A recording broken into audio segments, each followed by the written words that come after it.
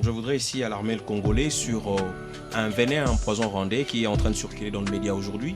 Il y a plusieurs, ceux qui se disent être communicateurs, je ne sais pas de l'opposition, quel parti, quelle configuration, qui ont tendance à jouer au jeu du Rwanda en appelant le pouvoir du président Félix Tshisekedi le régime de Kinshasa. Je voudrais préciser ici qu'en RDC, nous n'avons pas de régime de Kinshasa. Nous avons le gouvernement congolais, nous avons le régime du Congo. Dire régime de Kinshasa, c'est jouer le jeu de la balkanisation parce que l'ennemi rwandais utilise le même terme dans le contexte que vous connaissez, qui est bien défini, pour situer le fait qu'il y ait dans ce pays deux pôles, deux centres d'impulsion du pouvoir politique, alors que ce n'est pas le cas. À ce jour, nous n'avons qu'un seul gouvernement légitime, les institutions légalement et légitimement acquises lors des élections passées. Donc on ne peut pas ici faire passer ces venins. Il n'existe pas des régimes de Kinshasa, il existe des régimes congolais qui est géré par un gouvernement légitimement et légalement établi. Donc dire ici régime de Kinshasa est un alibi et donc un poison rwandais qui faciliterait justement le jeu de l'ennemi de personnes que vous connaissez. Nos amis qui sont dans la marmite du pouvoir depuis un certain temps veulent en fait mettre leurs mots dans nos bouches. C'est-à-dire que quand on emploie un mot, on emploie un adjectif. Non, il ne faut pas l'employer parce que Kigali a employé ça. Paul Kagame a employé ça. La France a employé ça. Mais le français, il n'y en a qu'un seul. Excusez-nous, mais vous pouvez ne pas être d'accord avec le lexique employé, l'adjectif employé. Mais cela dit, l'important, c'est que vous compreniez le sens dans lequel les mots sont adressés. Nous ne sommes pas obligés d'analyser ou bien de rejoindre votre rhétorique tout à fait singulière. Nous sommes libres de nous exprimer comme ils veulent. Ce n'est pas mon cas, mais moi je soutiens le fait que chacun est libre de s'exprimer comme il veut. Nous sommes pas censés être dans une démocratie, mon cher ami Jacques. Je crois que si. Mais si alors vous commencez à réfléchir à la place des autres, à mettre des mots dans les pensées des autres, alors c'est la dictature intellectuelle. Et ça, je ne peux pas l'accepter ni le tolérer. Je pense que ce n'est pas de la dictature. Vous savez, chaque mot doit être placé dans son contexte, et quand on le place dans le contexte, le mot a une signification exacte. Donc je pense que ce que mon co-débatteur Maître Diagas a dit, il n'a pas imposé un langage à qui que ce soit, mais il a placé les choses dans leur contexte. Donc il serait aberrant aujourd'hui de considérer qu'il y a un régime de Kinshasa et un régime d'où encore, parce qu'il n'y a qu'un seul gouvernement au Congo. Donc je pense que c'est très correct, ce n'est pas ce n'est pas une forme d'imposition ou encore ce n'est pas une dictature. Cher ami, on n'a jamais parlé d'un autre régime ailleurs. Mais l'expression employée régulièrement, c'est le régime de Kinshasa. Ce n'est pas d'aujourd'hui, ça n'a rien à voir avec le contexte des guerres. Il soulève le ton, il dit dans le contexte des guerres. On parle souvent de Kinshasa. Ça veut dire que les contextes ont changé, maintenant nous devons changer de langage. Soyons sérieux. Kinshasa est la capitale administrative. On doit vous suivre. Voilà, c'est le régime de Kinshasa. Vu la gravité de la situation, ne pouvez-vous pas vous départir de votre casaque d'extrémistes? Je parle de vous, les opposants. Je l'ai dit ici, Franck Diongo appelle Tshisekedi à la démission pour qu'il puisse finalement dialoguer avec lui. Est-ce important cette attitude en ces temps des guerres?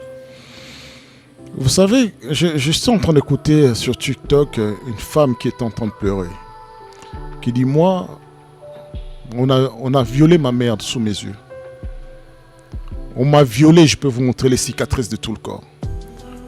On a tué ma grand-mère avant de la violer. Mon père était parti à l'armée pour défendre, justement pour se venger. Non, pas pour défendre le pays, pour se venger. Mon père est mort depuis. Comment pouvez-vous demander à cette femme de ne pas être extrémiste? C'est quoi être extrémiste? C'est vouloir la survie? C'est quoi être extrémiste? Rêver encore d'un Congo grand, uni et fort? Parce que nous ne pouvons plus supporter la bêtise humaine? Parce que nous ne pouvons plus supporter ces mépris des Congolais? Comment voulez-vous qu'en ces temps qu'il n'y ait rien qui n'ait évolué dans la vie des Congolais? Pas même des portions d'1 kilomètre de route. Comment voulez-vous accepter qu'un homme met au monde un enfant dans des contrées, des montagnes de Sud Kivu, mais qui ne soit pas capable de nourrir sa famille alors que nous sommes dans une terre riche et qui doit prendre des armes pour nourrir sa famille avec des miettes? Comment voulez-vous accepter que vous voyez votre famille en train de se faire décimer et vous dites vous ne devez pas rester extrémiste? vous devrez devenir les extrémistes. Parce que c'est un mode de sauvegarde. Oui, nous savons ce que c'est que de ne pas avoir de terre. Vous chutez, ouais. Nous savons ce que c'est que de ne pas avoir de terre. Les Congolais aujourd'hui sont les premiers à s'exiler. Alors que nous étions censés rentrer dans une phase où les Congolais devaient revenir de pays étrangers. Les premiers aujourd'hui à remplir les aéroports de Bruxelles et de France et des États-Unis, ce sont les Congolais. Quels Congolais? C'est les leurs qui ont pris l'argent. Et c'est toujours les mêmes qui sont en train d'attendre la mort. Et vous dites non, il faut doser, il ne faut pas rester extrémiste. Mais il n'y a qu'une seule vie. Si cette personne-là doit se mettre dans le mode extrémiste pour sauvegarder, pour transmettre à ses enfants l'espoir que ce pays peut renaître, peut-être pas de Tshisekedi, mais de quelqu'un d'autre. Et que la gestion du pouvoir, ça ne consistait pas à acquérir des minerais, mais à faire en sorte qu'on vive ensemble en cohésion. Et que le pouvoir ne s'utilise pas pour traquer ceux qui ne pensent pas comme vous. Mais c'est normal. C'est la dignité humaine qui est en jeu. Et moi, je crois que, à part sortir des rhétoriques ici, ils veulent se faire bonne conscience. Ils ont le monopole de la bonne pensée. Non. Ce qui est véritable, c'est qu'ils ont une mauvaise gestion. Il parle de la démarche des prêtres. Il dit qu'on s'attaque aux prêtres. Non, c'est faux. À un moment donné, il faut qu'on soit... Moi, je veux bien un dialogue entre Congolais. Mais la démarche des prêtres, c'est une démarche... en fait, qui présage quelque chose de pas très correct. Dites-moi un peu. Parlons-nous en face, Maître Eric Bisselo avec moi ici sur le plateau. Si c'était la sœur de Maître Eric Bisselo, le frère de Maître Eric Bisselo, ou bien la sœur du pasteur Ambongo ou du pasteur Cholet, qu'on avait égorgé, comme il venait de le dire, massacré, pensez-vous que c'est avec ces beaux sourires que le pasteur Cholet et compagnie allaient afficher vis-à-vis de ceux qui ont massacré leurs frères? De quoi est-ce que nous parlons? Nous voulons aller au dialogue, mais avec qui? Dans quel cadre? Et ils disent qu'ils sont princes de l'église, qu'ils sont dirigeants de l'église. L'église est bâtie sur le Christ. Le Christ, à part le fait d'être prince de paix, le Christ est Dieu de justice. Qu'est-ce que ça signifie la justice? C'est rendre le mal, c'est-à-dire leur sort, et le juste leur sentence. Ils sont princes de justice. Mais vous allez vers quelqu'un qui décime votre peuple, qui écrase votre peuple, qui les mutile devant vous. Vous avez les images. Et vous allez tous sourire. Écoutez, pendant ce temps, vous n'épipez mot. Mais quand il s'agit de rater du pouvoir, rater des gouvernances, ce sont les premiers. Ce qui m'étonne, est-ce que les pasteurs Cholet, les pasteurs, parce que ce sont des pasteurs, les pasteurs Cholet, les pasteurs Ambongo et compagnie, et pasteurs Bukundo, pour qui j'ai beaucoup de respect, lorsqu'il faut critiquer les mauvaises actions posées par le gouvernement, ils ont besoin d'un dialogue? Non. Mais quand il faut condamner l'agression rwandaise contre votre propre peuple, vous avez besoin d'un dialogue? Non, ça c'est une hypocrisie légendaire et nocive. Que produira la condamnation selon vous? Oh, attendez, je vous ai dit ici que les guerres ont plusieurs fronts. Vous imaginez, attendez, l'église catholique n'est pas n'importe quelle église en termes. Se limiter à la condamnation et trouver des voies et moyens pour mettre fin à la guerre. Nous ne demandons pas à l'église catholique de monter les stratégies de guerre. Mais en tant que leader des masses, pasteur d'une grande communauté,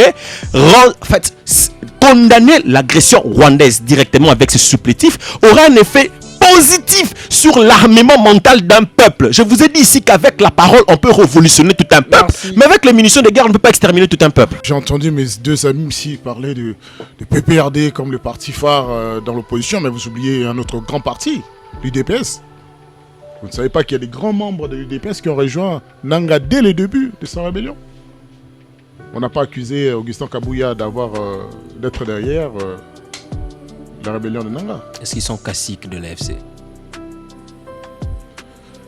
Quel est le rapport? Les membres actifs des secrétaires généraux, les membres de l'UDPS qui représentent le parti présidentiel dans les provinces ont rejoint le mouvement de Nanga et joué un rôle actif dans le mouvement AFC. Vous n'en avez pas dit que c'était Kabouya qui alimentait cela. Mais soyez cohérent avec votre intellect vous-même, soyez cohérent avec la vérité quand même. Arrêtez d'accuser les autres de tous les maux alors que vous-même ici, vous en êtes responsable. Nous, on n'a pas, nous, à l'opposition, la question ne se pose pas sur la relation que nous avons avec Paul Kagame. Nous savons que c'est le Hitler de l'Afrique, et ça depuis 96-97. C'est vous qui ne savez pas qui est Paul Kagame. Puisque quand il s'agit de sourire, vous êtes en train de juger les églises pour avoir souri avec Nanga. Mais n'avons pas vu de dents blanches ici avec Paul Kagame? N'avons pas vu des gens ici boire du champagne, d'autres prendre des selfies avec Paul Kagame? Et récemment, après que nous vous disions que Paul Kagame est le Hitler de l'Afrique et particulièrement du Congo. Après que tous les rapports du monde, généreux et libres, on dit que Paul Kagame, et c'est celui qui a massacré les Congolais. Est-ce que toutes ces remontrances valent leur pesant d'or? Ça vale leur pesant d'or, pourquoi? Parce que dans leur stupitude, ils veulent nous faire croire à l'opinion congolaise que c'est eux qui doivent nous apprendre ce que c'est que le mal. Eux, ils mangeaient avec le mal tout en sachant que c'était le mal. Nous n'avons pas évolué. Nous n'avons pas rejoint Paul Kagame, donc nous restons cohérents. Parce que le ministre du Transport, qui aujourd'hui veut se faire le ministre de la guerre, libre à lui. Mais la question était pertinente. Pourquoi cette mobilisation ne s'était pas faite au moment où Bunagana a été pris?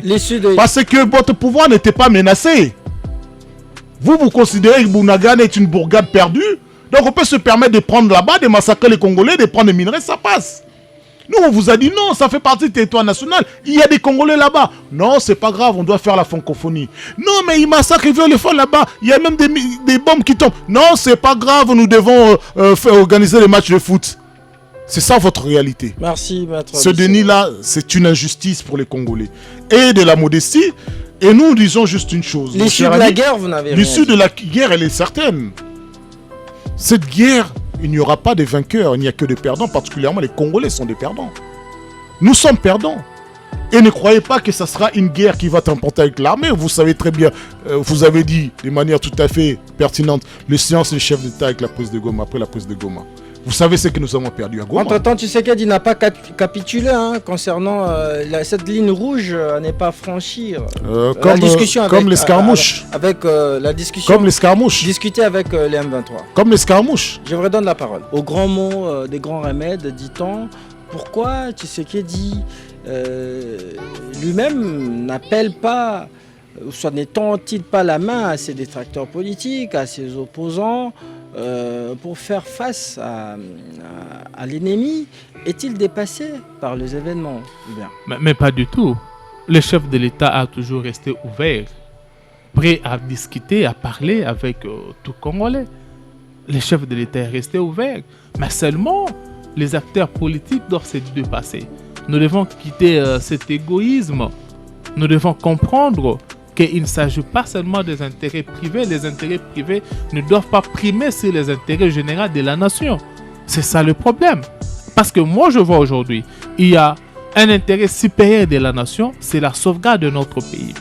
C'est sécuriser, protéger notre souveraineté, c'est protéger notre intégrité territoriale. C'est question de faire face à Kagame, qui est déterminé à déstabiliser le pays. Et voir aujourd'hui des Congolais qui se disent de l'opposition politique, mais s'allier derrière les intentions de Kagame et attendre que le chef de l'État aille vers eux, je pense que ça serait aberrant. Merci. Le chef de l'État reste ouvert, prêt à parler avec tout le monde. Et en ce moment ici, tout celui qui pense qu'il est Congolais, qui a une recette à proposer comme la Senko et le CC l'ont fait, peut présenter sa recette. Pourvu que ça nous amène à barrer la route à l'ennemi, comme je l'ai dit. Djagas Djamba, selon une certaine opinion, les discours ambigus de Tshisekedi sur cette guerre seraient à la base de la réticence dont fait montre la communauté internationale qui hésite jusqu'ici de prendre des sanctions ciblées contre les Rwandais. Félix Tshisekedi, tantôt il dit c'est le Rwanda qui agresse la RDC, tantôt il responsabilise Joseph Kabila comme étant commanditaire de la rébellion, comme il l'avait dit tout récemment en Allemagne. Comment jugez-vous ces discours à double sens, ces discours à double standard? Ça tombe bien, je profite de votre micro pour éclairer la lanterne. Il confirme, et nous confirmons ça aujourd'hui, que le M23 c'est le Rwanda. Il y a deux composantes parmi ceux qui nous agressent frontalement. Il y a l'AFC et puis le M23. Ce n'est pas le M23 seul, c'est AFC M23. Tshisekedi a dit l'AFC c'est Kabila. Le M23 c'est le Rwanda. Où est l'ambiguïté? Ces deux composantes en un seul qui convergent vers les mêmes intérêts. Les velléités expansionnistes comme Maître Ekbisolo l'a dit. Le M23 part d'où? Le M23 en fait ce n'est même pas un mouvement. Le M23 est né de l'accord signé avec le CNDP le 23 mars 2009. Le CNDP vient d'où? Le CNDP vient d'un ancien sociétaire du RCD, Kunda Batouare. Donc, on va ici se voiler la face. Et le RCD, on connaît. Que ce soit le RCD avec Ernest Wamba Diawamba, avec Émile Ilunga. Tous avec un seul parrain, Kagame. Donc, en fait, c'est une guerre de nomenclature, mais les venins, il est resté les mêmes. RCD, CNDP, M23, AFC. Donc, AFC, c'est Kabila, comme il l'a dit. Et le M23, c'est le Rwanda. Il a des bonnes raisons pour dire que l'AFC, c'est Kabila. Je voudrais qu'ici qu'on parle entre nous, qu'on se regarde en face. Les dignitaires de l'AFC, je ne parle pas des dignitaires de M23 que nous connaissons. M23, c'est les Sultani Makenga, c'est les Bertrand Bisimwa, c'est les Willy Ngoma, tout ce que vous connaissez, Kundabatore, Bosco Tanganda, tout ce que vous voulez. Je parle de l'AFC. Parlons de l'AFC. L'AFC a vu le jour quand? Qui sont sociétaires de l'AFC? Les sociétaires de l'AFC, ce sont les dissidents. Je ne veux pas dire dissidents. Ce sont les membres du PPRD. Les caciques, ce sont les membres du PPRD. Je sais que certains vont dire, écoutez-vous du MLC, Jean-Jacques Mamba aussi était là-bas et là-bas. Jean-Jacques Mamba est allé à l'AFC, il avait quitté le MLC, ça faisait une année. Ça faisait une année qu'il avait quitté le MLC, il n'était plus MLC. Donc on ne doit pas ici se voiler la face. L'AFC, c'est Kabila. Et des raisons pour le dire, il y en a. Les raisons pour les soutenir, il y en a. Le chef de l'État n'est pas idiot. Maître Bissel entre dialoguer avec l'ennemi et lui faire la guerre. Quelle serait la meilleure alternative pour vous? Et s'il faut dialoguer pour quelles concessions? Il faut d'abord définir l'ennemi. Si de prime abord nos amis du pouvoir considèrent les ennemis ceux qui ne marchent pas selon leur pas, leur conception de la démocratie et d'exercice du pouvoir, il faut définir qui est l'ennemi. Est-ce que l'ennemi c'est l'étranger? Qui est étranger? Vous voyez comment c'est complexe. Est-ce que... Vous voyez, mon cher ami, ce qui caractérise tout à fait ce régime, c'est... La singularité de ce pouvoir en déclin, en fait, c'est le désordre. C'est vraiment le désordre. Vous avez mis le point sur quelque chose, mais on a semblé éluder ça comme si c'était rien. Pourquoi est-ce que le ministre du Transport se met en quatre, au lieu de nous régler les embouteillages compromis, de faire en sorte que nous roulions, ben, il s'improvise ministre de la mobilisation et de l'armée. Alors que le ministre de la Justice, on attend à ce qu'il applique l'ordonnance présidentielle pour libérer ne serait-ce que ceux qui bénéficient déjà de la grâce présidentielle, ben, il s'improvise ministre des réseaux sociaux et ministre de l'armée céleste dans les églises. Le ministre de l'Intérieur, n'en parlons pas. Lui, il s'improvise ministre des TikTokers. Ministre des églises parce qu'il avait appelé à... Non, parce qu'en temps de guerre, il est dans une église, après avoir pris la parole, il dit l'armée la plus puissante, c'est l'armée céleste. Donc, autrement dit, lui-même, il est en train d'avouer effectivement que notre armée de la République démocratique du Congo n'est pas à la hauteur. Donc, il faut continuer à prier, comme ils nous ont habitués à faire des grandes cérémonies à coups de millions de dollars dans les stades pour dire Dieu envoie tes anges pour venir défendre la République démocratique du Congo. Selon vous, donc vous laissez entendre qu'ils ont désacralisé l'État. Non seulement ils n'ont jamais considéré ce que c'est que l'État, et je crois que beaucoup ne savent pas, ils n'ont pas envie de savoir ce que c'est que l'État. Effectivement, ils ont désacralisé les fonctions de l'État. J'aimerais que vous nous expliquiez ces silences de Tshisekedi après la prise de Bukavu. Vous savez, son adresse après la prise de Goma était très attendue. Les Congolais étaient suspendus même à la déclaration des guerres. Mais pourquoi le président n'a plus pipé mot après que Bukavu ait été tombé? Je pense que le président juge des opportunités de quand il faut parler, quand est-ce qu'il ne doit pas parler. Mais en réalité, il y a toujours des actions qui sont en train de se mener.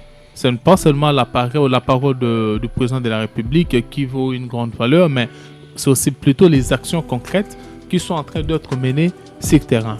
Donc je pense que le peuple congolais avait déjà la parole du président de la République qui appelait à la mobilisation générale. Nous devons nous mobiliser malgré ce que nous pouvons considérer comme l'avancée de l'ennemi, mais cela ne nous pousse pas, nous, de nous désolidariser de notre armée, ne nous pousse pas, nous, à nous désengager de notre engagement que nous avons de sauver la patrie, de s'unir, de travailler et d'appuyer nos FARDC. Cela ne nous empêche pas. Donc, certainement, le chef de l'État, il a un agenda. Peut-être aujourd'hui ou peut-être demain, on ne sait pas. Le chef de l'État va parler. Et je pense aussi qu'il y a, entre guillemets, un remaniement qui pourra aussi être effectué. Toutes ces actions partent dans le sens de renforcer, Oui. de monter encore plus de stratégies pour barrer la route à l'ennemi. Permettez-moi de recadrer mon co-débatteur, maître Eric Bisselo, et qu'ici nous ne sommes pas en train de traiter les opposants comme les ennemis de la République, mais plutôt dans cette circonstance, c'est le Rwanda qui est l'ennemi du Congo et tous ceux qui s'alignent derrière le Rwanda, opposants ou de la mouvance, sont les ennemis du Congo. Il faut prendre ça comme ça. Alors, par rapport à la communauté internationale, d'abord, je note ceci. L'Union africaine semble une coquille vide. L'Union africaine semble être très faible. Pourquoi je dis cela? Hier, j'ai suivi l'interview du président Sassou Nguesso du Congo d'en face par rapport à la situation que nous sommes en train de vivre à l'est de notre pays. Je vis la légèreté avec laquelle le président Sassou Nguesso traitait ces dossiers, parlait de ces dossiers. Je comprends que l'Union africaine se comporte comme un enfant qui attend les dictats de l'Union européenne ou bien encore des autres puissances du monde. Et je me pose la question, à quoi et que peut-on espérer de l'Union africaine dans ces conflits entre le Rwanda et la République démocratique du Congo? Parce qu'il faut rappeler ici que la RDC et le Rwanda sont dans cette union, sont membres de l'Union africaine. Et je me pose la question, si c'était par exemple la France et la Belgique qui sont membres de l'Union européenne, est-ce que l'Union européenne se serait comportée comme l'Union africaine se comporte aujourd'hui? Donc ça démontre comment est-ce que nous les Africains, nous ne voulons pas grandir, nous ne voulons pas nous considérer comme une puissance sur laquelle le monde entier, parce qu'il faut rappeler que la RDC et l'Afrique regorgent beaucoup de solutions pour le monde entier, parce que même sur le plan climatique, c'est l'Afrique et surtout le bassin du Congo.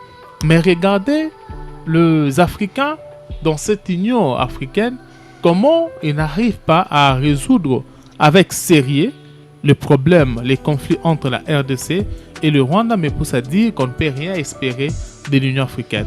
Par rapport à l'Union européenne, qui aujourd'hui nous saluons, après le balai diplomatique, après ce qu'a mené Mme Thérèse Kayikwamba, notre ministre des Affaires étrangères, nous voyons il y a quand même des sanctions, bien que faibles encore, il y a quand même des États de l'Union européenne qui commencent à condamner de manière claire et explicite ce qui se passe aujourd'hui à l'est du pays et condamner de manière ouverte le Rwanda.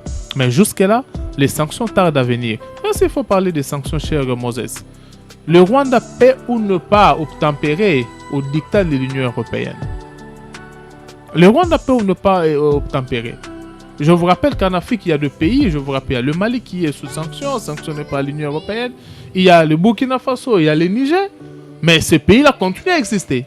Donc le Rwanda peut aussi faire face. Kagame l'avait dit à Jeune Afrique. Il a dit entre les menaces existentielles et les menaces des sanctions, il choisirait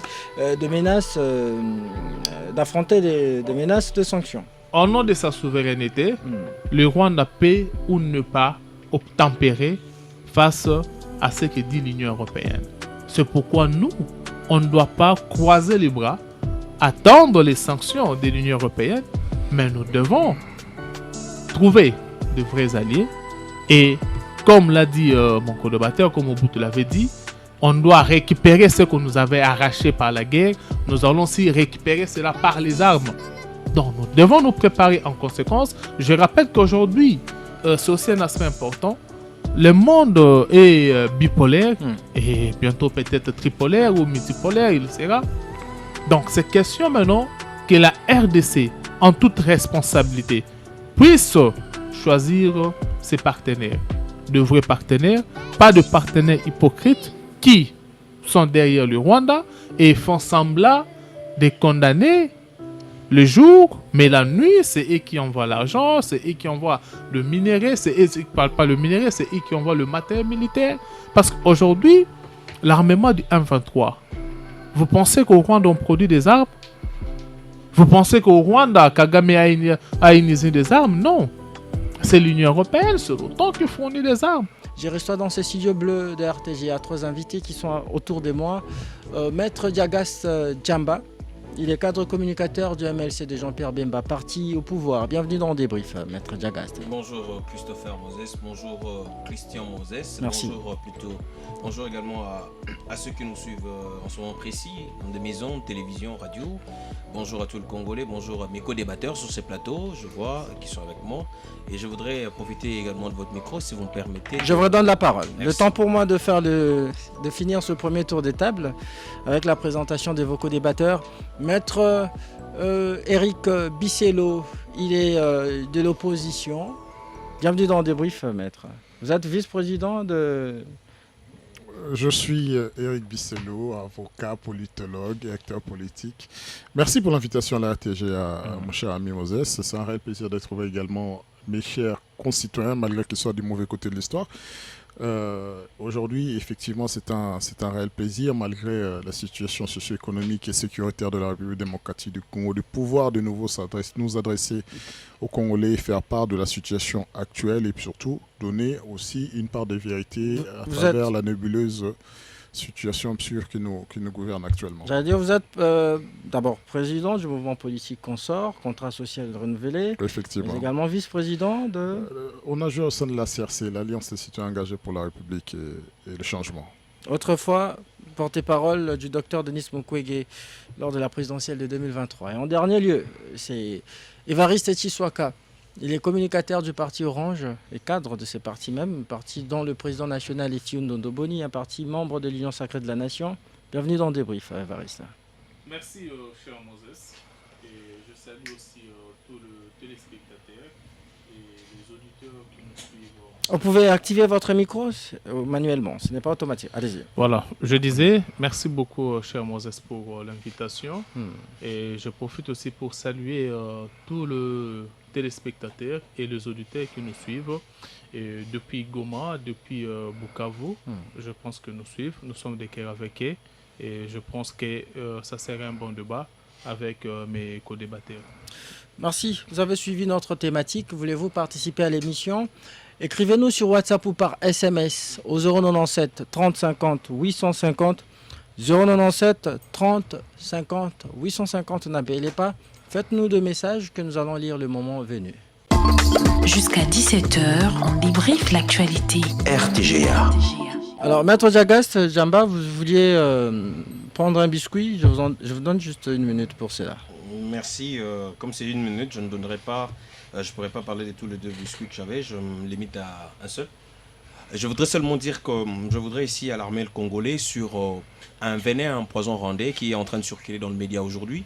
Il y a plusieurs, ceux qui se disent être communicateurs, je ne sais pas, de l'opposition ou quel parti, quelle configuration, qui ont tendance à jouer au jeu du Rwanda en appelant le pouvoir du président Félix Tshisekedi le régime de Kinshasa. Je voudrais préciser ici qu'en RDC, nous n'avons pas de régime de Kinshasa. Nous avons le gouvernement congolais, nous avons le régime du Congo.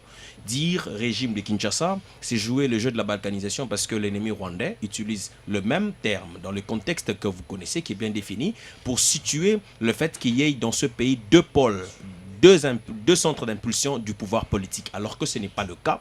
À ce jour, nous n'avons qu'un seul gouvernement légitime, les institutions légalement et légitimement acquises lors des élections passées. Donc on ne peut pas ici faire passer ces venins. Il n'existe pas des régimes de Kinshasa, il existe des régimes congolais qui est géré par un gouvernement légitimement et légalement établi. Donc dire ici régime de Kinshasa est un alibi et donc un poison rwandais qui faciliterait justement le jeu de l'ennemi, de personnes que vous connaissez. Merci. Vous avez aussi, voulez-vous commenter ou bien nous allons directement dans le vif du sujet? Moi, ça me plairait complètement parce que c'est ce qui est tout à fait drôle, c'est que nos amis qui sont dans la marmite du pouvoir, depuis un certain temps, doivent veulent en fait mettre leurs mots dans nos bouches. C'est-à-dire que quand on emploie un mot, on emploie un adjectif. Non, il ne faut pas l'employer parce que Kigali a employé ça. Paul Kagame a employé ça. La France a employé pas. Mais le français, il n'y en a qu'un seul. Mais excusez-nous, mais vous pouvez ne pas être d'accord avec le lexique employé, l'adjectif employé. Mais cela dit, l'important, c'est que vous compreniez le sens dans lequel les mots sont adressés. Nous ne sommes pas obligés d'analyser ou bien de rejoindre votre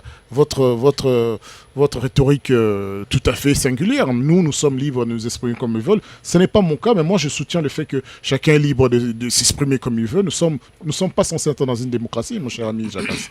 Je crois que si. Mais si alors vous commencez à réfléchir à la place des autres, à mettre des mots dans les pensées des autres, alors c'est la dictature intellectuelle. Et ça, je ne peux pas l'accepter ni le tolérer. Merci. Alors, Évariste Atiswaka, je crois qu'il ne voulait pas commenter cela. Je m'en vais directement. Je vais juste placer un petit mot. Allez-y. Je pense que ce n'est pas de la dictature. Vous savez, chaque mot doit être placé dans son contexte. Et quand on le place dans le contexte, le mot a une signification exacte. Donc, je pense que ce que mon co-débatteur, Maître Diagas, a dit, il n'a pas imposé un langage à qui que ce soit. Mais il a placé les choses dans leur contexte. Donc, il serait aberrant aujourd'hui de considérer qu'il y a un régime de Kinshasa et un régime d'où encore, parce qu'il n'y a qu'un seul gouvernement au Congo. Donc, je pense que c'est très correct. Ce n'est pas ce n'est pas une forme d'imposition ou encore ce n'est pas une dictature. Cher ami, on n'a jamais parlé d'un autre régime ailleurs. Mais l'expression employée régulièrement, c'est le régime de Kinshasa. Ce n'est pas d'aujourd'hui, ça n'a rien à voir avec le contexte de guerre. Il soulève les tons, il dit dans le contexte des guerres. On parle souvent des Kinshasa. Ça veut dire que les contextes ont changé, maintenant nous devons changer de langage. Soyons sérieux. Kinshasa est la capitale administrative. On doit vous suivre. Voilà, c'est le régime de Kinshasa, c'est logique. Alors, on y va directement à notre thématique. Vous savez, Goma et Bukavu, ces deux villes, respectivement chef-lieu du Nord, Kivu et Sud Kivu, sont passées sous contrôle de troupes rwandaises avec leurs supplétifs du M23 et AFC. Kinshasa a déclaré suivre heure par heure l'évolution des événements à Bukavu et dénonce l'invasion de cette ville par l'armée rwandaise et leurs alliés en violation, bien entendu, des résolutions de Dar es Salaam et des appels répétés de la communauté internationale, y compris celui du président français Emmanuel Macron en faveur de ce cessez-le-feu. Jagas Djamba, le gouvernement congolais, qui ne s'avoue pas vaincu ici, a rassuré la population de tout mettre en œuvre pour restaurer l'ordre et la sécurité et l'intégrité territoriale. Par quel mécanisme va-t-on répondre les territoires nous ravis par l'ennemi? Merci, monsieur Christian Moses. Je ne vais pas jouer au jeu de Maître Eric Bisselo. Je vais aller devant votre question. Je crois que tout le monde a compris le sens de lequel j'ai parlé. Le contexte, c'est le mien qui est correct. Alors, je vais dire que par quel mécanisme on y arrive. Je voudrais d'abord que ceux qui nous suivent comprennent qu'est-ce qui nous a amené à cette situation et pour savoir comment est-ce qu'on doit s'y prendre. Vous savez, l'histoire, elle est très vaste. Elle est très vaste de ce pays avec les conflits des groupes armés dans notre pays. Mais tout ne part pas d'abord de Tshisekedi. Et ça, tout le monde le sait. Mais on a aussi tendance souvent à dire que tout part de l'entrée de l'AFDL. Je voudrais ici aller encore plus loin. Tout ne part pas seulement de l'AFDL. Tout va déjà dès l'époque du régime du président Mobutu. Lorsque le président Mobutu, en 1969, fait de Bisengima Nakwema Barthélemy son directeur de cabinet, qui était un Rwandais, vous le savez, qui est né au sud, qui est né à Kiagungu, qui est au sud-est du Rwanda. Il a même fait ses études à Butare, ça c'est connu dans l'histoire. Cet homme a joué de son influence parce qu'à l'époque, en tant que directeur de cabinet, ce n'était pas comme aujourd'hui, où il y avait un gouvernement qui avait des tâches. À l'époque, c'était le présidentialisme affirmé avec un directeur de cabinet tout puissant, plénipotentiaire pratiquement. Il s'est organisé pour user de son influence et placer dans les commandes du pays, dans les services importants et parfois stratégiques du pays, ses frères avec qui il était venu du Rwanda. L'infiltration commence de là. Et après, qu'est-ce qui va se passer? C'est avec cette infiltration qu'en 1972, que le président Mobutu va prendre l'ordonnance qu'on appelle l'ordonnance Bisengimana, en reconnaissant le peuple qui s'était déporté d'autres pays pour venir s'installer dans notre pays pour devenir des Congolais. Je parle là de ce qu'on appelle les Banya Mulenge ou les Banya Rwanda. Permettez-moi ici d'ouvrir une parenthèse. J'ai tendance à entendre, à écouter ici un venin qui se déploie encore aujourd'hui dans notre communauté, dans notre pays, où on dit que le Kinyarwanda est une langue congolaise. C'est faux. On peut bien discuter sur l'histoire, mais je ne voudrais pas aussi entrer en profondeur dans l'histoire parce qu'il y a beaucoup trop de contradictions en termes des dates et de moments de faits. Parce que l'histoire repose aussi sur la narration. Mais je voudrais qu'on reste sur ce que nous tous on peut vérifier. Je reste sur le cadre sémantique. Avez-vous suivi Mouyaya à ses propos? Je sais de quoi je parle. Mouyaya, je ne veux pas discuter de ses propos. Il disait qu'à l'école, on nous a appris. C'est ce qu'il disait. Il dit à l'école, on nous a tous enseigné. Et l'école est le fruit d'un enseignement bien cadré, bien ciblé par rapport aux objectifs parfois politiques qui sont bien déterminés. Je ne vais pas entrer dans ces débats-là. Permettez-moi de finir. Je reste sur la sémantique. Kinyarwanda. Nous savons que dans la culture bantou, lorsqu'on parle de qui, le préfixe qui, le qui suppose l'attitude. Pas forcément. C'est-à-dire modèle Yakuzala. C'est comme quand on dit Kibomoto, Kibonyama. L'attitude, la manière d'être, les qui d'abord. Quand on dit les qui Congo, modèle Yakuza, la Yaba Congo. Et ça se transpose en 3 facteurs, notamment la terre, la langue et puis la généalogie. On quitte le qui, le préfixe qui. Vous prenez le nia. Le nia en swahili a 3 connotations. D'abord, ça signifie le but. Ça peut signifier l'intention, selon qu'il s'agit d'un nom propre. Mais ça peut également signifier la contrée.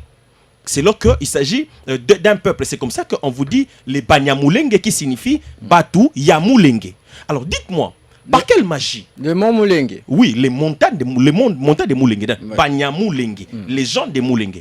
Par quelle magie? Les qui suppose l'attitude d'être et le nia qui renvoie à la contrée. Le Kinyarwanda, ça veut dire la façon de faire et d'être de la contrée, d'une contrée rwandaise, va devenir une langue congolaise. Ça, c'est un venin qu'on est en train de vouloir mettre dans les têtes des Congolais. On peut à la limite dire que le Kinyarwanda est une langue qui peut être parlée par certains individus au Congo. Ça s'accepte encore. Parce qu'au Congo, on parle le français, on parle l'anglais, mais le français n'est pas une langue congolaise. L'anglais n'est pas une langue congolaise. On peut trouver un Congolais en train de parler lingala au Rwanda. Le lingala ne va pas devenir pour autant une langue congolaise. C'est faux. C'est une fausseté. J'ai entendu encore des gens qui disent dire que, écoutez, il y a même des montagnes qui ont des noms propres au Kinyarwanda, notamment Niragongo et tout ce que vous connaissez. Mais attendez, dans ce pays, à Kinshasa, nous avons des places avec des noms en français. La place Victoire, ce n'est pas Lingala, ce n'est pas Kikongo, c'est les Français. Est-ce pour autant qu'une place baptisée à une langue quelconque, ça suppose que cette langue est une langue d'origine de cette contrée-là? C'est une fausseté. Je reviens à ce que j'ai dit sur... Il faut rappeler aussi que dans des cités frontalières de la République démocratique du Congo, on parle même des langues de pays voisins. Si Bien sûr. Dans notre frontière avec la Centrafrique, on parle aussi les Sango, de même ici en Angola, où on parle aussi, entre le Congo central et l'Angola, on parle également les Portugais. Écoutez, si on va... Je suis d'accord parce que lorsqu'il y a de frontières, surtout, généralement, nous sommes des frontières naturelles, en terre battue, les peuples se côtoient et il peut se faire que, voilà, avec la déportation, les enfants peuvent être nés. Vous connaissez comment, je ne vais pas entrer dans ces considérations-là. Mais je voudrais revenir sur la question. Je reviens sur la question. Donc, je disais d'où nous sommes partis avec l'infiltration rwandaise. Pour dire ceci, que le mal est tellement profond. Il est entré depuis des années, depuis des décennies. On ne va pas traiter ces problèmes avec beaucoup d'émotion. Mais il faut remettre, c'est-à-dire renvoyer le problème à la case de départ pour trouver les méthodes des solutions. Qu'est-ce que je vais dire par là? Si on connaît déjà identifié le problème, nous disons ici que le président a dit que c'est une crise identitaire et que c'est une guerre d'occupation. Au-delà d'être une guerre d'occupation, c'est une guerre d'épeuplement. Au-delà d'être une guerre de peuplement, c'est une guerre économique. Nous devons nous regarder en face pour dire si nous devons ici aujourd'hui opter pour l'option de dialogue, opter pour l'option de désentente ou des accords, est-ce que nous sommes en mesure d'affronter les réalités qui vont en découdre?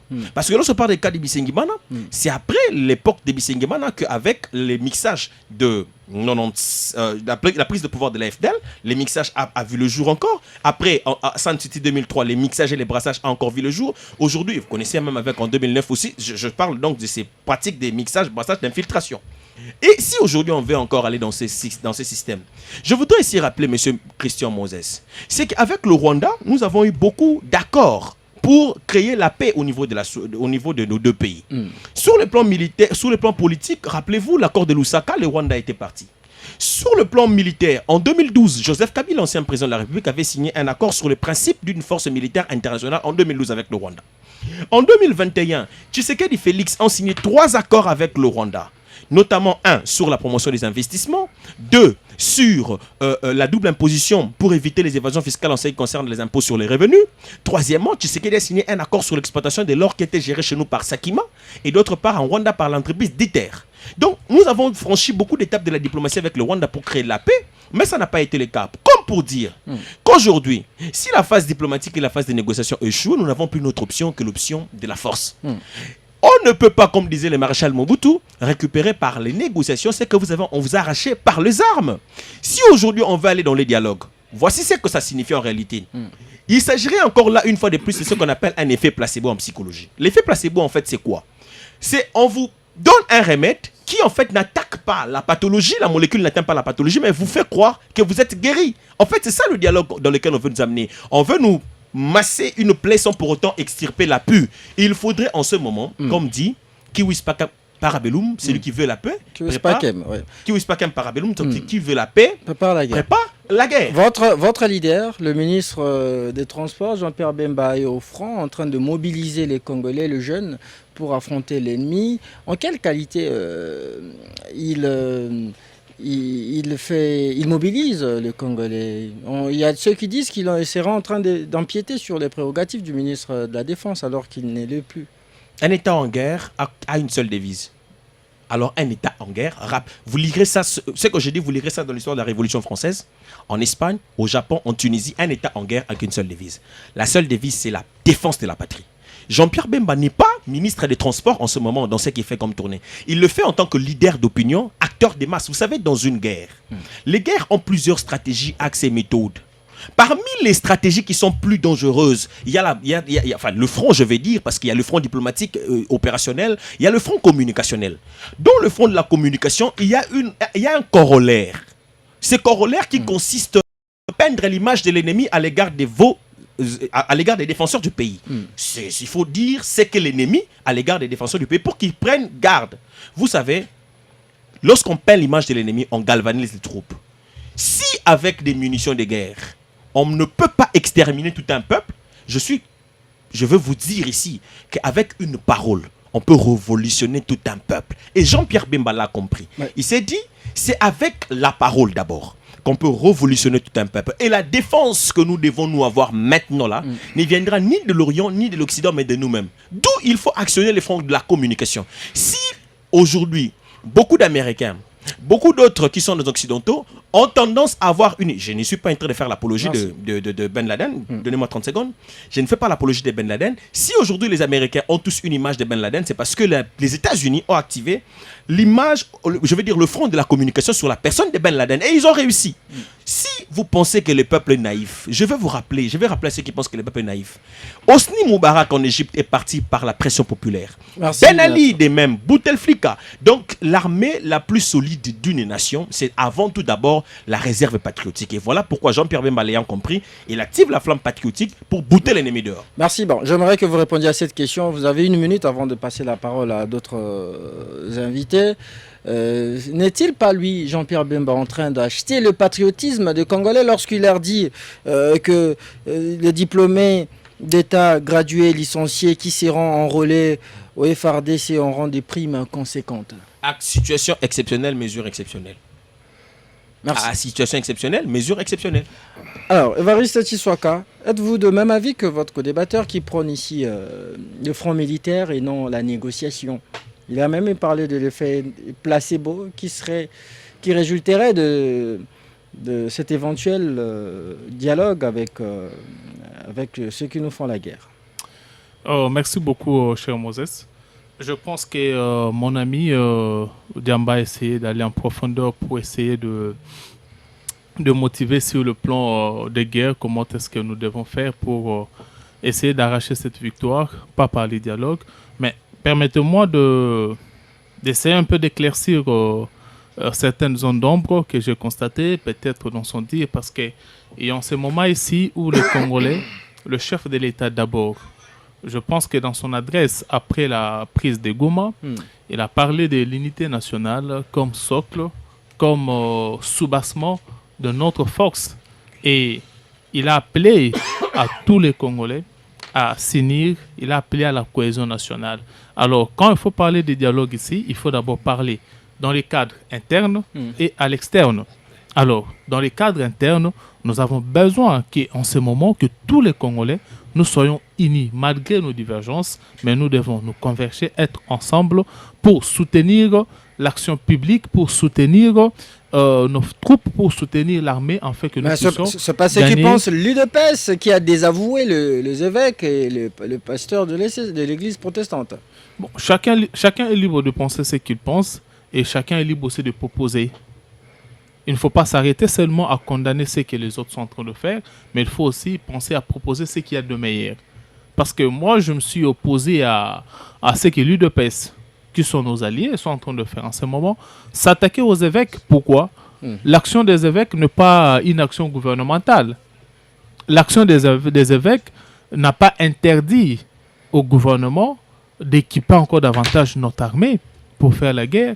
L'action des évêques n'a pas interdit à notre armée, nos FARDC, d'être efficaces sur le terrain, de combattre. Non.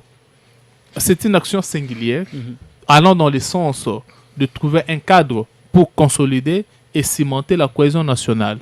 Donc là, c'est mon analyse. C'est pourquoi j'invite nos alliés de l'UDPS et certaines personnes qui sont en train de critiquer, qui sont en train de vilipender les évêques et le pasteur de l'ECC. Laissez les évêques faire ce qu'ils sont en train de faire. C'est pour cimenter, pour créer la cohésion à l'interne. Cela ne consiste pas à créer une cohésion avec Kagame. On ne créera pas une cohésion avec Kagame.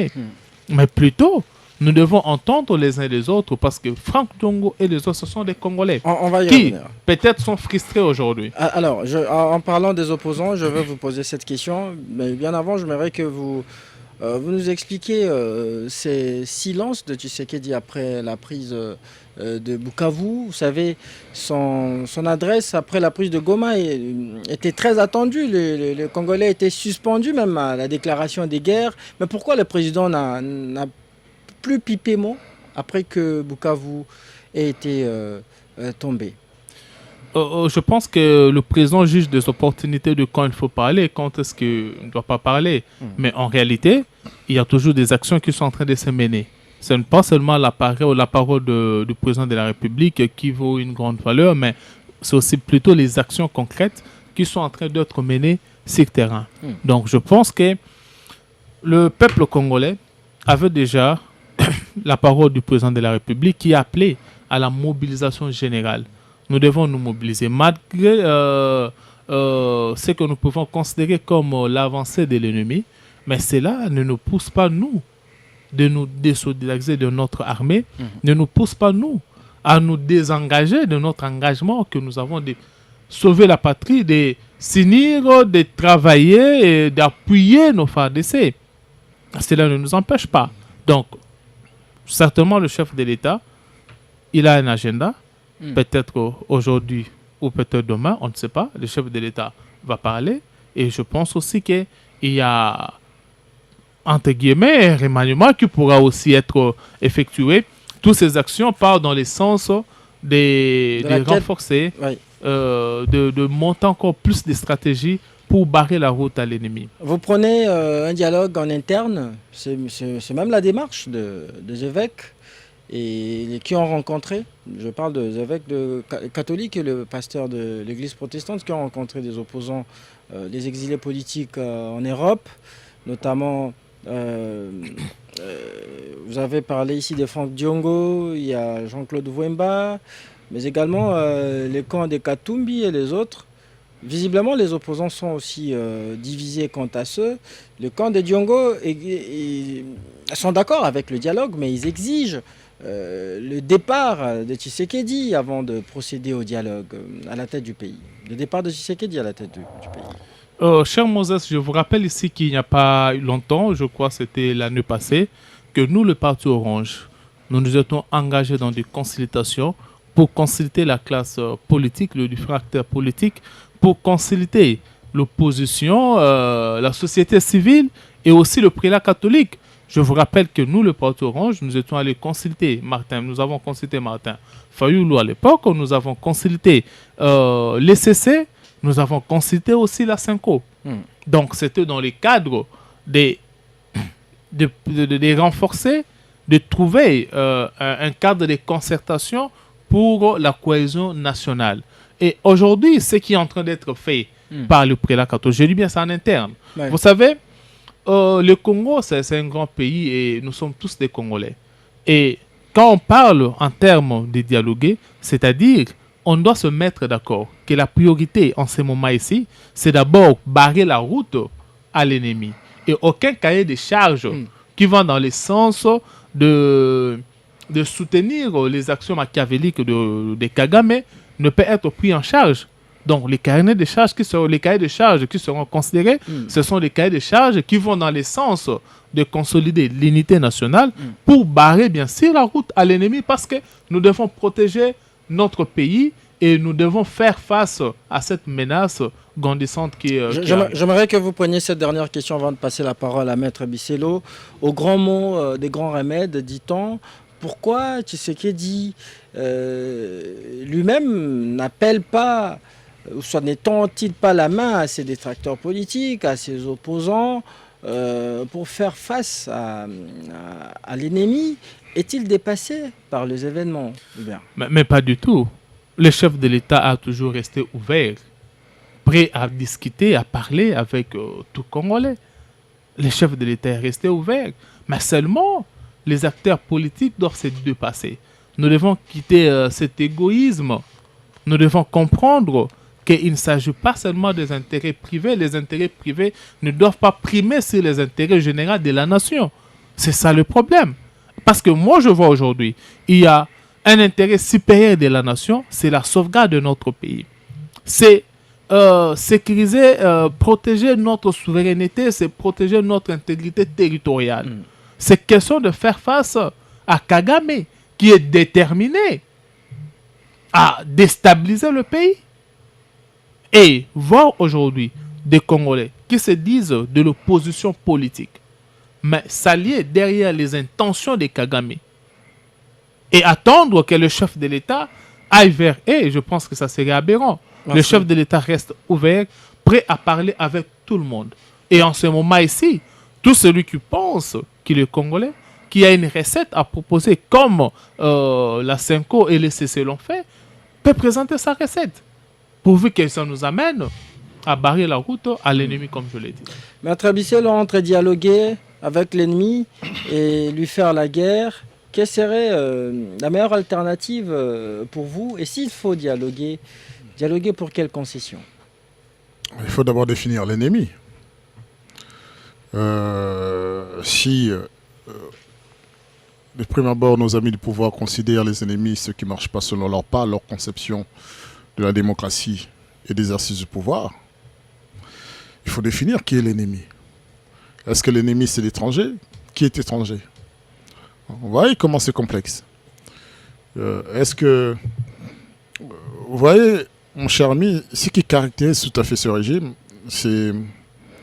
La singularité de ce pouvoir en déclin, en fait, c'est le désordre.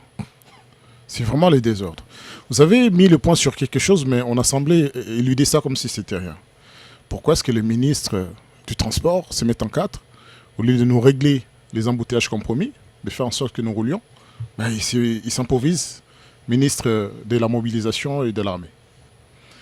Alors que le ministre de la Justice, on attend à ce qu'il applique l'ordonnance présidentielle pour libérer ne serait-ce que ceux qui bénéficient déjà de la grâce présidentielle, ben, il s'improvise ministre des réseaux sociaux et ministre de l'armée céleste dans les églises. Le ministre de l'Intérieur, n'en parlons pas. Lui, il s'improvise ministre des TikTokers. Ministre des églises parce qu'il avait appelé à... Non, parce qu'en temps de guerre, il est dans une église, après avoir pris la parole, il dit « L'armée la plus puissante, c'est l'armée céleste ».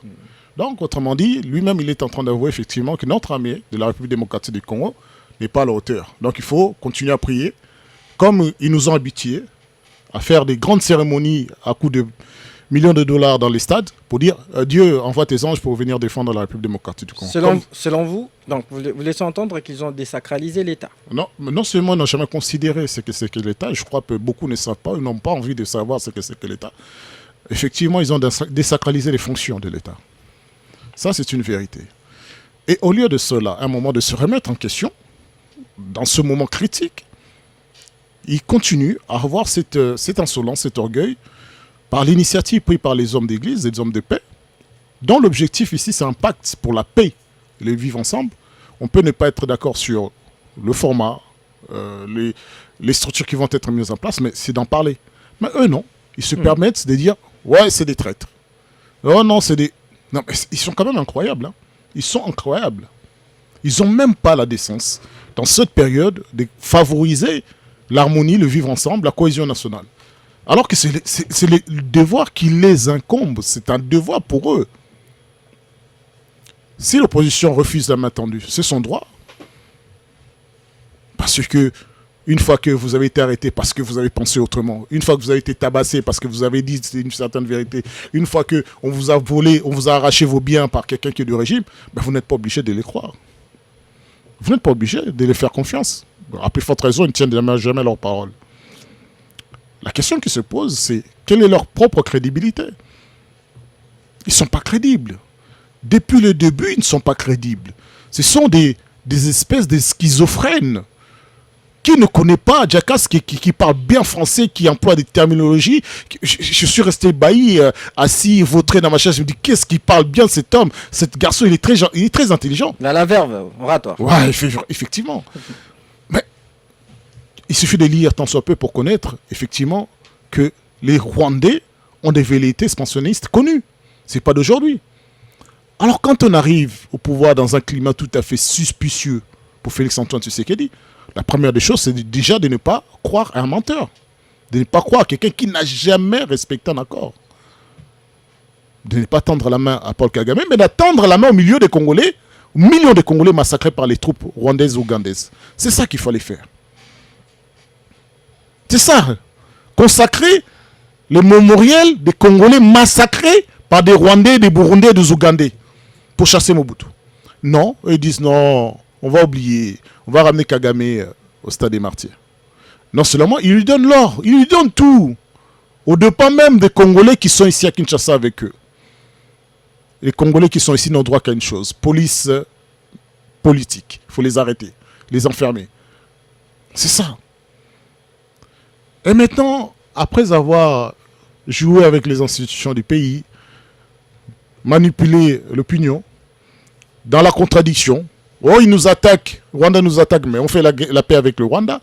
Rwanda a violé notre espace frontalier, mais on laisse exercer ses prérogatives diplomatiques en Kinshasa. Donc, toute cette contradiction fait qu'on n'est pas crédible. Le pouvoir, en tout cas, de Kinshasa n'est pas crédible. Et M. Djagas, Kinshasa, c'est la capitale de la République démocratique du Congo. On ne va pas dire la capitale, le pouvoir de Bandundu n'est pas crédible. Le pouvoir de Kinshasa n'est pas crédible. Donc, en cela, il faut dire une chose. Ce n'est pas l'opposition qui a besoin qu'on tende la main.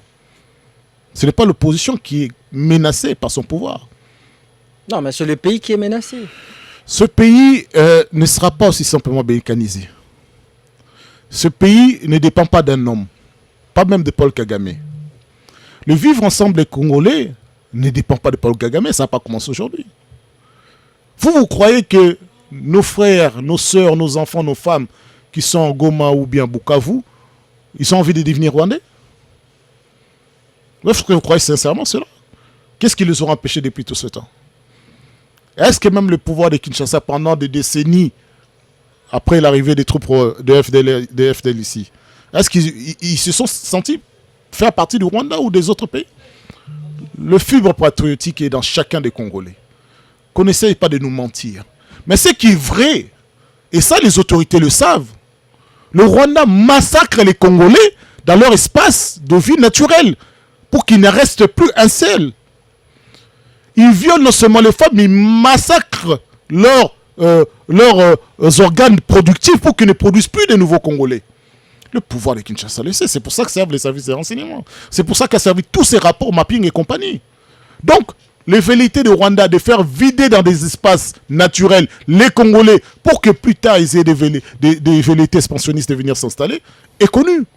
Mais au-delà de ça, dans ces espaces, il y a également des intérêts miniers. C'est pour cela qu'il ne faut pas en vouloir à la France. Hein. Il ne faut pas en vouloir à Washington. C'est un monde des intérêts. Les entreprises américaines qui sortent des milliards de dollars pour que le Rwanda vous fasse la guerre, ils attendent de retour sur l'investissement. Et si là vous êtes dans le sentimental, ah non, vous ne devez pas dire ça, c'est une rhétorique. Oui, mais en attendant, les territoires partent. Et c'est ça le plus important, et le plus grave. Et ça, je crois qu'il n'y a pas plus haute trahison que de vouloir faire la paix avec, ou bien de vouloir faire des affaires avec quelqu'un dont vous savez, in fine, qui n'a qu'un seul objectif, de prendre notre espace territorial. Mais cette particularité ne se résume pas seulement qu'avec le Rwanda. Avec l'Angola, on a les mêmes problèmes. C'est pas parce qu'il n'y a pas des balles qui sifflent qu'on n'a pas les mêmes problèmes de territorial. On aura les mêmes problèmes avec le Centrafrique et le Sud-Soudan par rapport à l'eau. Ce sont des problèmes que ceux qui veulent le pouvoir politique, ils doivent mettre dans la tête que ce sont des problèmes à rencontrer et à contrer. Et en conséquence, gouverner, c'est prévoir. Eric Bisselo, vu la gravité de la situation, ne pouvez-vous pas vous départir de votre casaque d'extrémiste? Je parle de vous, les opposants. Je l'ai dit ici, Franck Diongo appelle Tshisekedi à la démission pour qu'il puisse finalement dialoguer avec lui. Est-ce important cette attitude en ces temps des guerres? Vous savez, je suis en train d'écouter sur TikTok une femme qui est en train de pleurer, qui dit, moi, on a violé ma mère sous mes yeux. On m'a violé, je peux vous montrer les cicatrices de tout le corps. On a tué ma grand-mère avant de la violer. Mon père était parti à l'armée pour défendre, justement pour se venger. Non pas pour défendre le pays, pour se venger. Mon père est mort depuis. Comment pouvez-vous demander à cette femme de ne pas être extrémiste? C'est quoi être extrémiste? C'est vouloir la survie? C'est quoi être extrémiste? Rêver encore d'un Congo grand, uni et fort? Parce que nous ne pouvons plus supporter la bêtise humaine? Parce que nous ne pouvons plus supporter ces mépris des Congolais? Comment voulez-vous qu'en ces temps qu'il n'y ait rien qui n'ait évolué dans la vie des Congolais? Pas même des portions d'1 kilomètre de route. Comment voulez-vous accepter qu'un homme met au monde un enfant dans des contrées, des montagnes de Sud Kivu, mais qui ne soit pas capable de nourrir sa famille alors que nous sommes dans une terre riche et qui doit prendre des armes pour nourrir sa famille avec des miettes? Comment voulez-vous accepter que vous voyez votre famille en train de se faire décimer et vous dites vous ne devez pas rester extrémiste? Vous devrez devenir les extrémistes. Parce que c'est un mode de sauvegarde. Oui, nous savons ce que c'est que de ne pas avoir de terre. Vous chutez, maître. Nous savons ce que c'est que de ne pas avoir de terre. Les Congolais aujourd'hui sont les premiers à s'exiler. Alors que nous étions censés rentrer dans une phase où les Congolais devaient revenir de pays étrangers. Les premiers aujourd'hui à remplir les aéroports de Bruxelles et de France et des États-Unis, ce sont les Congolais. Quels Congolais? C'est les leurs qui ont pris l'argent. Et c'est toujours les mêmes qui sont en train d'attendre la mort. Et vous dites non, il faut doser, il ne faut pas rester extrémiste. Mais il n'y a qu'une seule vie. Si cette personne-là doit se mettre dans le monde extrémiste pour sauvegarder, pour transmettre à ses enfants l'espoir que ce pays peut renaître, peut-être pas de Tshisekedi, mais de quelqu'un d'autre. Et que la gestion du pouvoir, ça ne consistait pas à acquérir des minerais, mais à faire en sorte qu'on vive ensemble en cohésion. Et que le pouvoir ne s'utilise pas pour traquer ceux qui ne pensent pas comme vous. Mais c'est normal. C'est la dignité humaine qui est en jeu.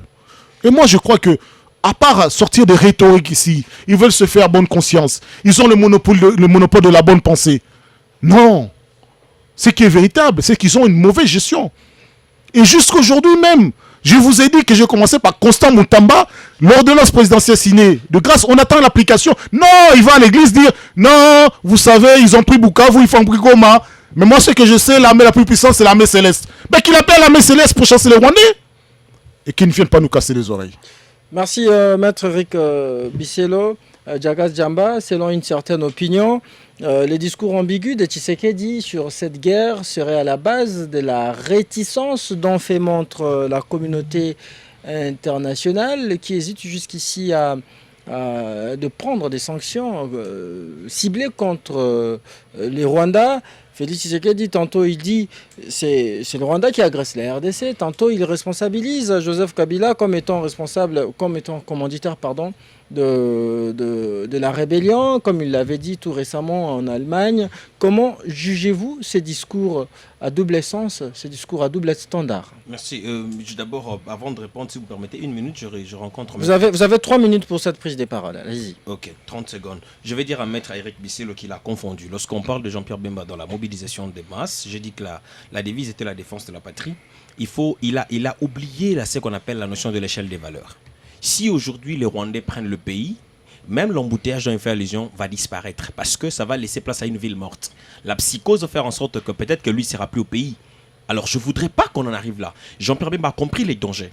Que ce qui va arriver sera tellement catastrophique qu'il faut en ce moment ici que tout le monde soit converti en militaire. Ça ne veut pas dire, lorsqu'on mobilise les foules, on laisse d'exercer ses tâches régaliennes, républicaines. Non, il est ministre des Transports, les décisions sont prises, les affaires courantes sont gérées. À distance? Non, même pas à distance. Est-ce qu'attendez, c'est ça le problème avec nous.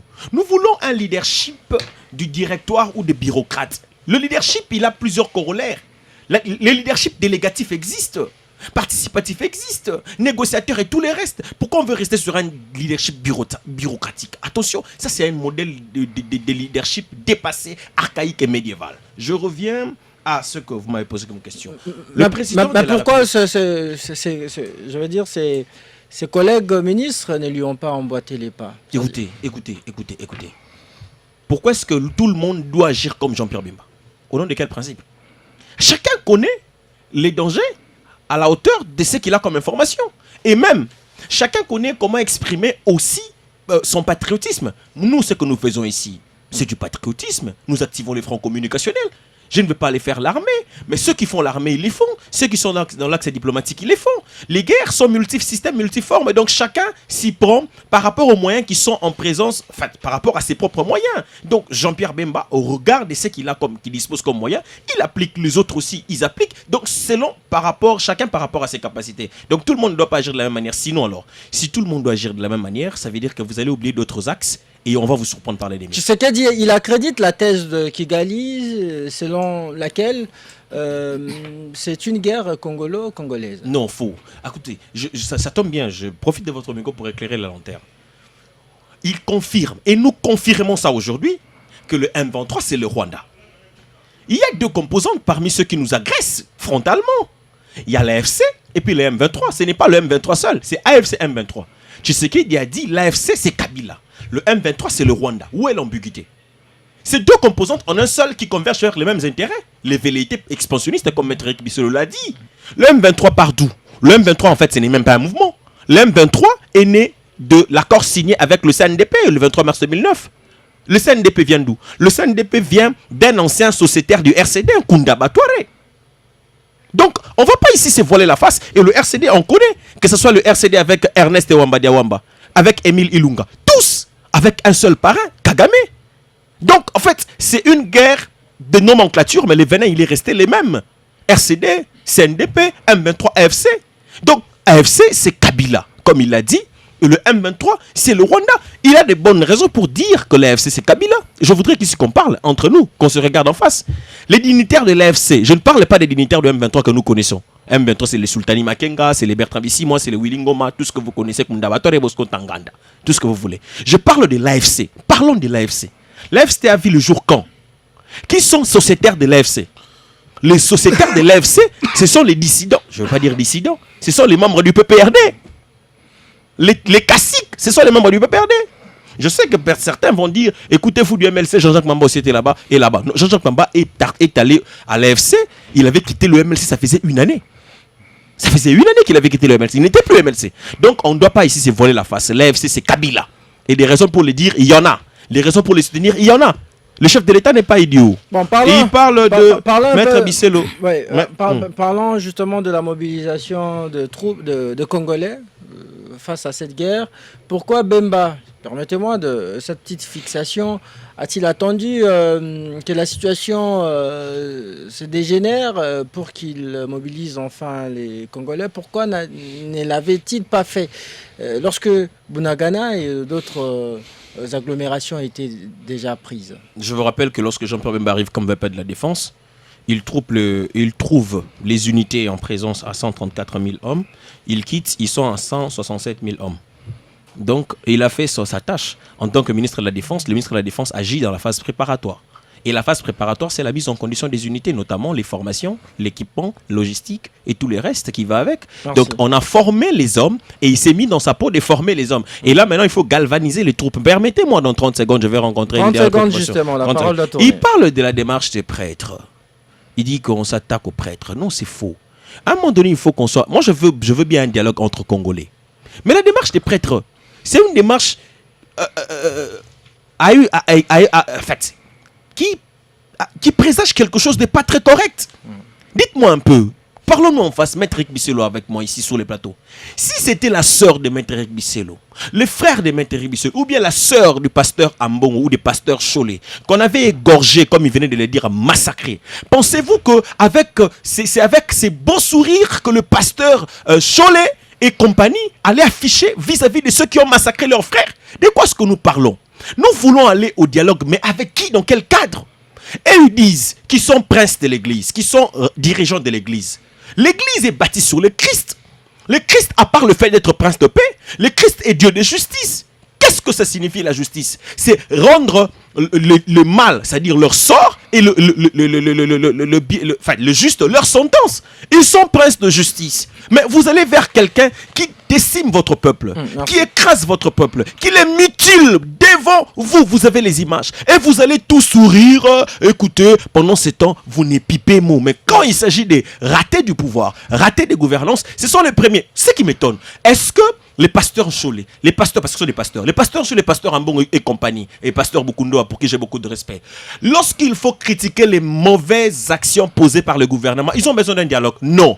Mais quand il faut condamner l'agression rwandaise contre votre propre peuple, vous avez besoin d'un dialogue? Non, ça c'est une hypocrisie légendaire et nocive. Et que produira la condamnation selon vous?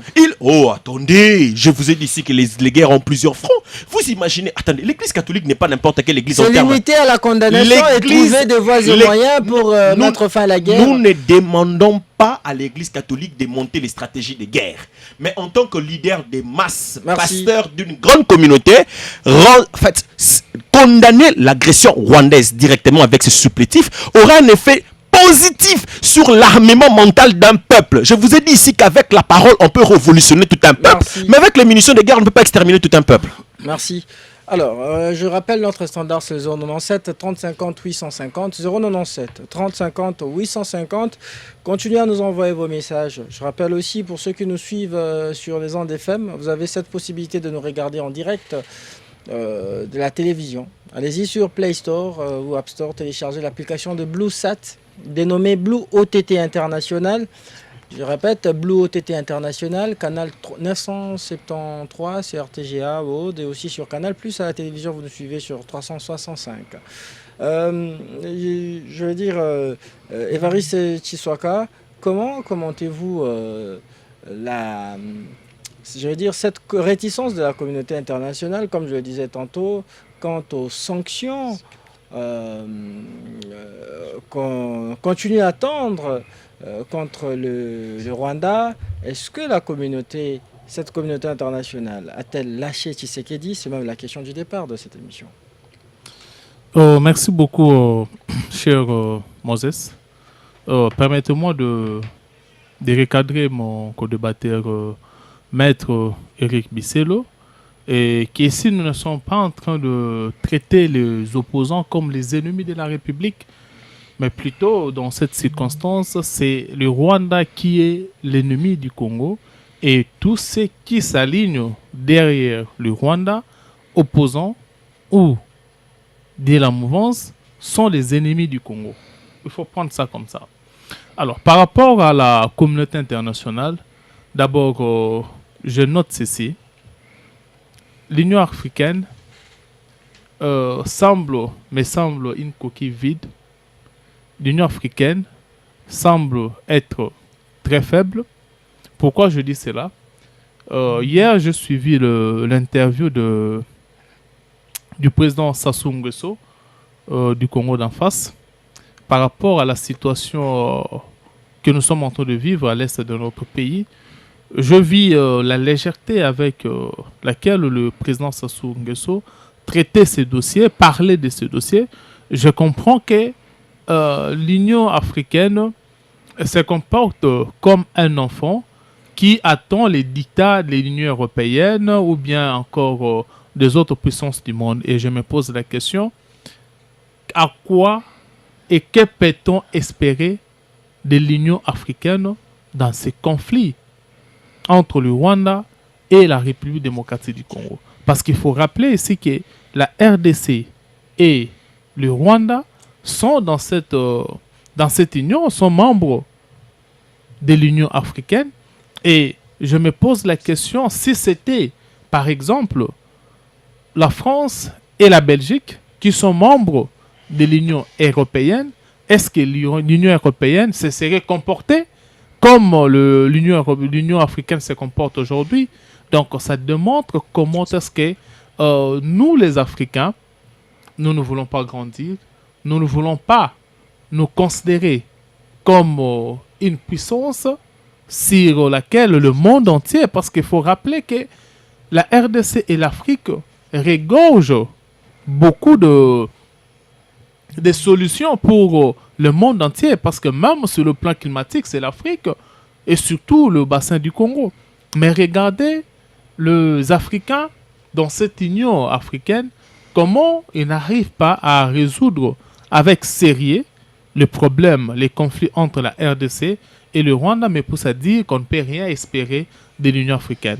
Par rapport à l'Union européenne, qui aujourd'hui nous saluons, après le balai diplomatique, après ce qu'a mené Mme Thérèse Kayikwamba, notre ministre des Affaires étrangères, nous voyons il y a quand même des sanctions, bien que faibles encore, il y a quand même des États de l'Union européenne qui commencent à condamner de manière claire et explicite ce qui se passe aujourd'hui à l'est du pays et condamner de manière ouverte le Rwanda.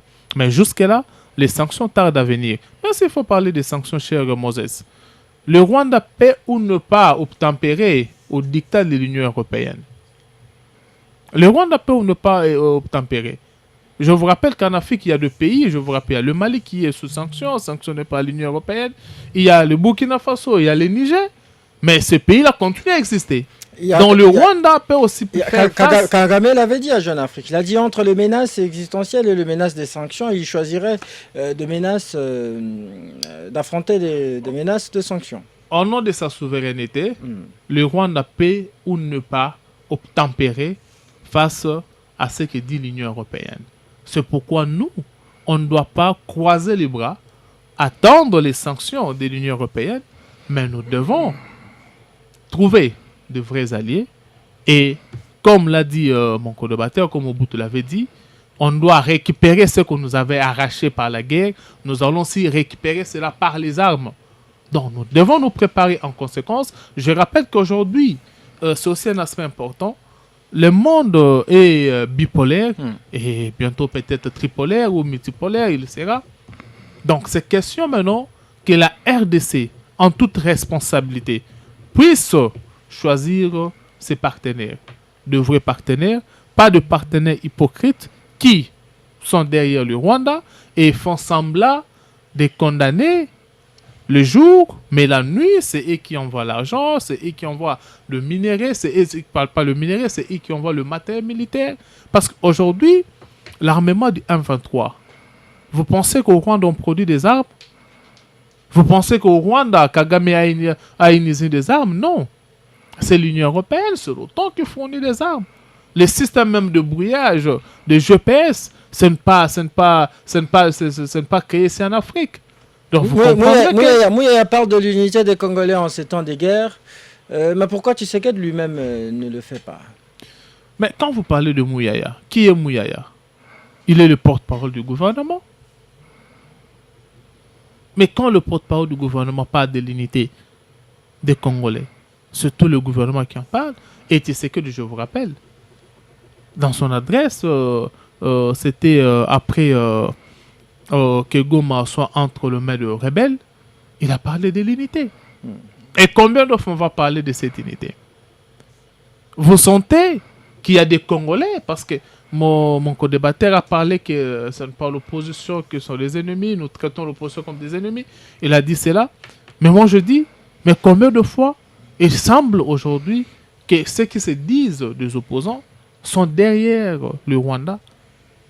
Nous avons cité ici le PPRD, nous avons cité Kabila, qui aujourd'hui, ça s'avère vrai parce que le chef de l'État est mieux informé. Aujourd'hui, il est évident que Kabila est en train de soutenir, il est derrière les AFC et ils ont comme maître le Rwanda. Donc, appeler à l'unité nationale, nous appelons les Congolais. Qui ont encore l'essence du patriotisme. Appel à l'unité. Comment on peut appeler les gens à l'unité nationale au moment où le président lui-même s'en prend violemment à ceux à qui il devrait discuter au nom de la cohésion nationale tant recherchée. Non, quand vous parlez de s'en prendre à ceux qui, avec qui on doit faire cette cohésion, je pense que c'est faux. Mais quand on doit dire, s'il vous plaît, mais quand on doit dénoncer le mal qui se fait, c'est s'en prendre à quelqu'un, pas du tout. Merci. On a dénoncé ce que Kabila est en train de faire. Et aujourd'hui, moi, je ne crois pas que même si Kabila est avec le Rwanda, même les Nanga qui sont avec, permettez-moi de finir. 30 secondes. L'histoire risque de se répéter, bien que ça ne se répétera pas. Mosé était venu avec le Rwandais et Mosé était incapable de réaliser les cahiers de charges de Kagame.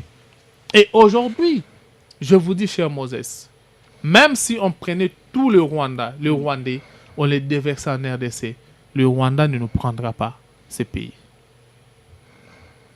Non, mais comment vous pouvez penser à cela alors que le petit Rwanda, il entre chez nous plus de 80 fois? Maître Eric Bisselot, comment,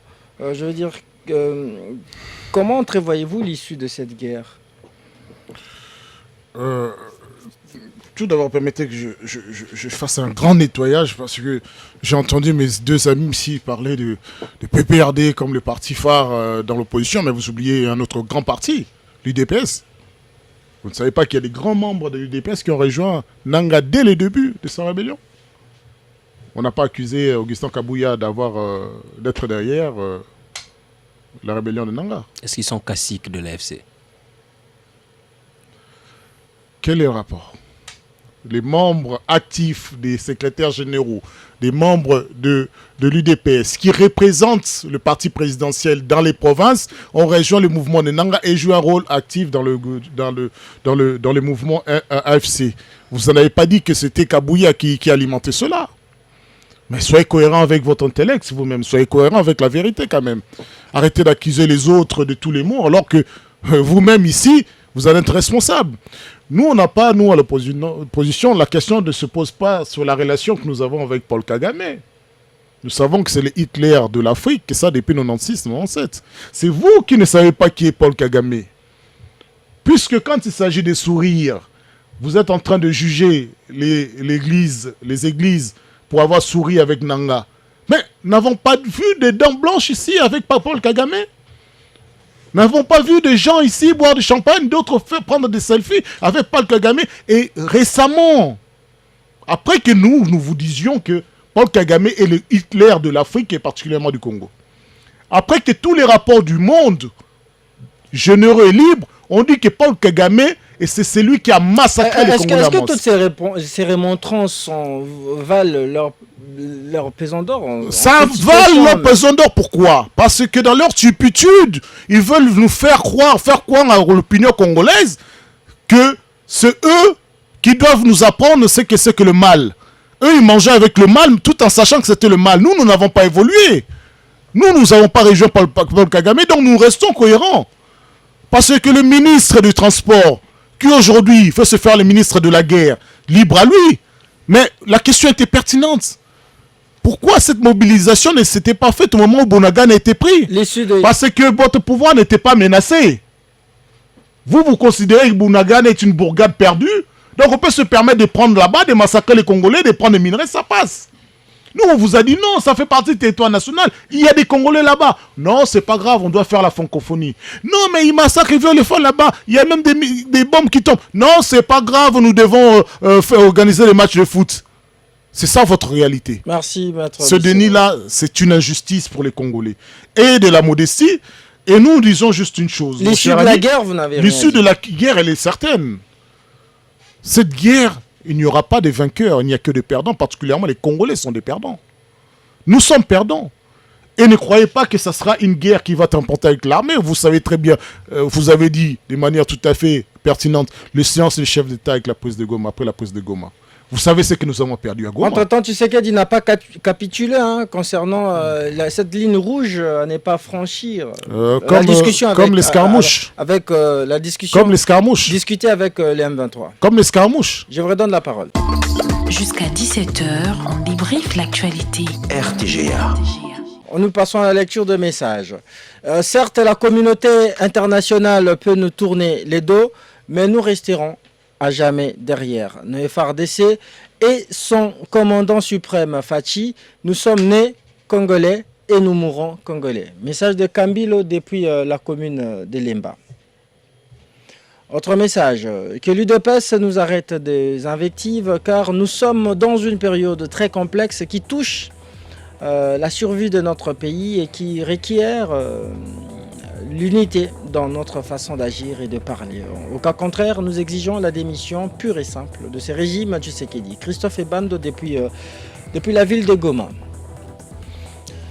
Bonjour Moses, c'est par rapport à cette histoire-là que prenez, voulez dire, le pouvoir et en faire face. Là, il y a avancement aussi de perte en vie humaine.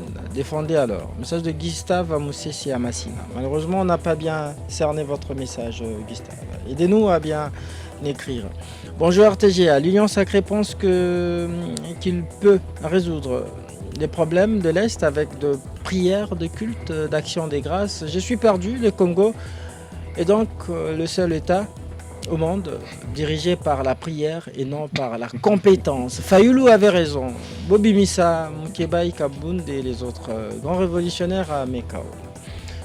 Autre message. Bonjour RTG. Actuellement, sur le plan diplomatique et militaire, le Congo est à genoux, vu le résultat sur le terrain.